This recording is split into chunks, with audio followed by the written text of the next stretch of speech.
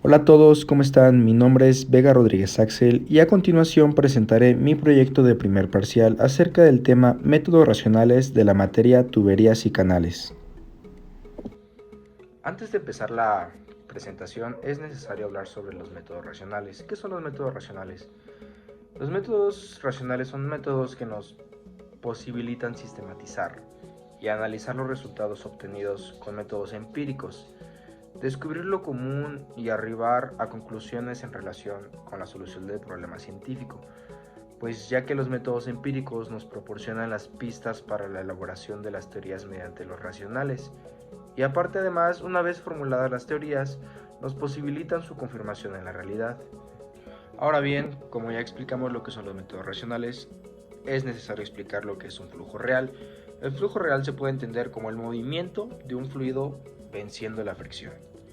Pero como ya mencionamos en el curso de hidráulica, se trata de una fricción especial, pues sucede entre capas o láminas de fluido. Además, se presenta rozamiento en la frontera salida del ducto, y cuando son fluidos líquidos, incluso con el aire. Así, uno de los mayores problemas hidráulicos por el complejo es la presencia de condiciones generadoras de comportamientos impredecibles del flujo real. Ahora bien, en métodos racionales, en el flujo real, abundan las formulaciones para determinar el coeficiente de fricción, que es F, pues diversos investigadores se dedicaron a establecer con la mayor precisión los valores de F. Entonces, esto se debe a las diversas variables que representa el flujo: tipo de líquido, temperatura, etc. Si el tubo es hidráulicamente rugoso, si es liso, entre otras más relevantes. Y para recordar que en la ecuación de Bernoulli, al sumando por la pérdida de fricción, también se calcula aparte. La siguiente fórmula que estoy a mostrarles, la de aquí abajo, es la fórmula de Darcy-Weisbach. El nombre proviene gracias a sus investigaciones que hicieron Darcy y Weisbach.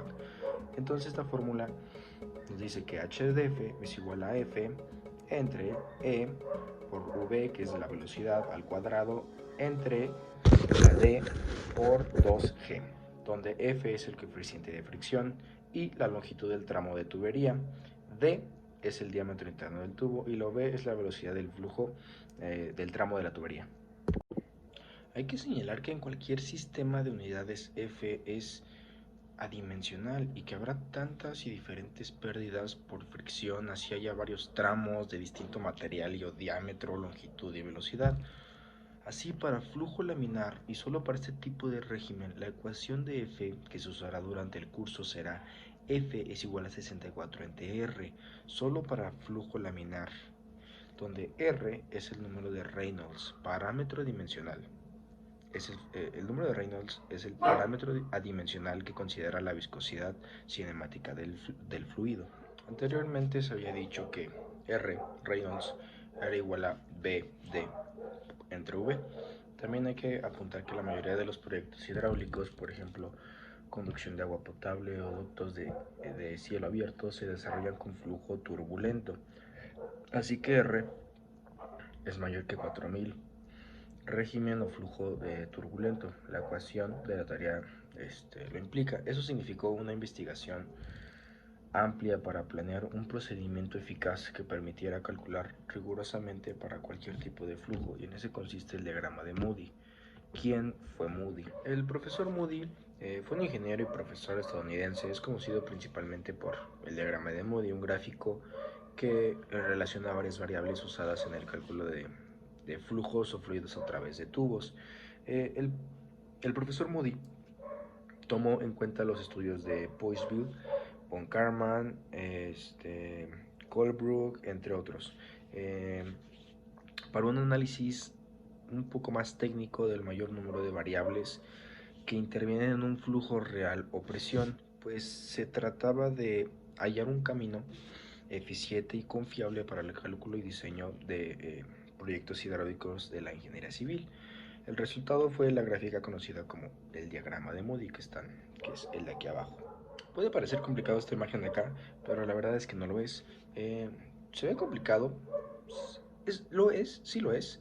Sin embargo, voy a explicarles el diagrama y saber cómo interpretarlo. Para Esta gráfica que trazó Moody se requiere tabuladores de las propiedades de los líquidos manejados en hidráulica básica. Calcular la velocidad del flujo se puede con la ecuación de la continuidad. El diámetro del tubo, si no es dato de entrada, se obtiene con Bernoulli o continuidad. Y el material de que está hecho el tubo para determinar la rugosidad, que es E, y eventualmente la rugosidad relativa. Rugosidad relativa es igual a E entre D. ¿Ok? En la imagen de aquí abajo que les estoy poniendo es el diagrama de Moody. Ahora, para ubicarlos y se vayan familiarizando un poquito más, en la zona amarilla, que ven aquí abajo, corresponde al flujo laminar, ¿ok? La tabla que está de color rojo son cuadros de los materiales más comunes. La rugosidad está en pies o en milímetros también, por lo que el diámetro del tubo también debe estar en esas unidades.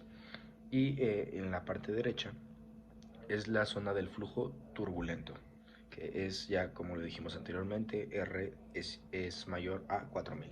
Ahora que ya están un poco más familiarizados con el diagrama de Moody, explicaré más a detalle el procedimiento para obtener F. Una vez calculada, que nosotros hayamos calculado la rugosidad relativa, que es E igual a D, se busca el valor de la curva en el lado derecho de la gráfica, aquí. Si no está la cifra, se ubica entre las curvas y consideran este valor. Se toma la curva correspondiente y se sigue hasta el punto donde coincide con el número de Reynolds, que es R. Desde ese punto se tira una recta horizontal hasta llegar al lado izquierdo del diagrama, de este lado, que es donde se hallan los valores F.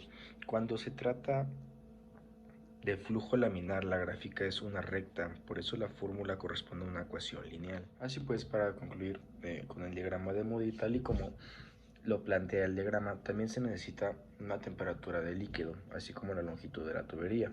Cuando se trata de diseñar el diámetro del tubo, el sistema se puede manejar con métodos numéricos, por ejemplo iteraciones, muy eficientes para soluciones confiables.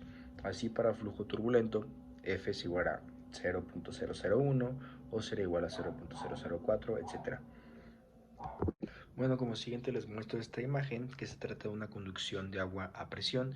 Siempre se procura que la tubería vaya atrás del suelo, pues cuando no lo permite la topografía se construyen atraques, lo cual eleva el costo.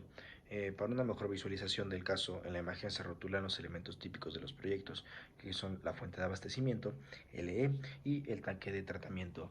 Posteriormente, nosotros adjudicaremos unos valores cualquiera en las cotas de la superficie libre del agua, para así tratar de resolver con el polinomio de Bernoulli para el flujo ideal. Entonces consideramos que en las secciones 1 queda sobre la SLA de la fuente de abastecimiento, que puede ser una laguna, un vaso de almacenamiento, etc. Y 2 en la SLA del depósito receptor, lo cual nos daría esta fórmula. Dado que ambas secciones no hay flujo en la dirección de sentido en la tubería, en esos puntos la carga de velocidad es cero, y como tampoco hay presión manométrica de en 1 ni en 2, son iguales a cero. Como el resultado es erróneo, dicho de otra manera, se requiere de otra ecuación, otro sumando que considere esa pérdida de energía hidráulica a causa del rozamiento del líquido con las paredes internas del ducto, ya que el ingeniero Bernoulli señaló que para conducciones largas había que tomar en cuenta eh, este, resistencias como de fricción o resistencia que todo cuerpo real presenta ante el movimiento. Entonces, adjuntando la otra fórmula, igualando los valores y el polinomio nos arroja otro resultado, que sería la energía hidráulica es igual a 28. Para concluir este proyecto que les presenté, quiero hablar sobre varios criterios importantes, que son tres, para una conducción de líquido a presión. Uno, cuando se trata de una tubería de tramo de tubo cuya longitud sea mayor a 200 metros, las únicas pérdidas que se consideran son las de fricción. 2. Cuando se trata de una tubería cuya longitud sea menor a 200 metros, las únicas pérdidas que se consideran son las pérdidas locales, HI o HB.